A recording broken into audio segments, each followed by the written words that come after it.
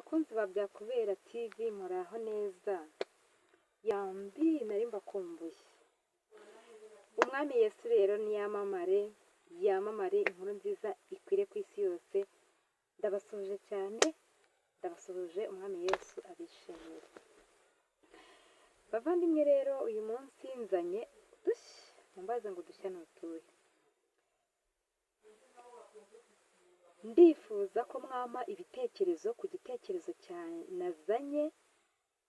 Ndifuza ko iyi cano yagicaho ibintu byinshi bitandukanye, apari y'indirimbo z'Imana zo mu bitabo. Ndifuza ko twajya tunigira hamwe ibintu byo guteka. Urugero, hari nk'umuntu utazi guteka n'ibishyimbo. Iyi cano rero ndashaka ko izajya ifasha buri muntu wese mu buryo bwinshi butandukanye, kuko roho nzima mu mubiri muzima. Ubwo rero niyo mpamvu nababwira ngo muri iyi minsi ndabategurira akantu keza cyane kajyanye no guteka, yaba gukora amandazi, yaba gukora umugati, yaba gukora soya, amata ya soya, yaba gukora tofe.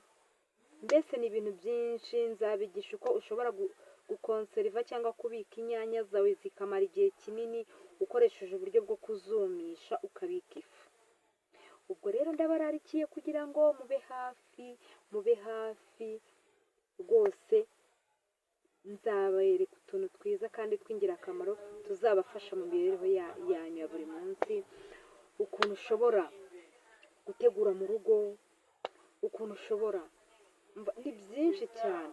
Ndabararitse rero ntimuzacikwe.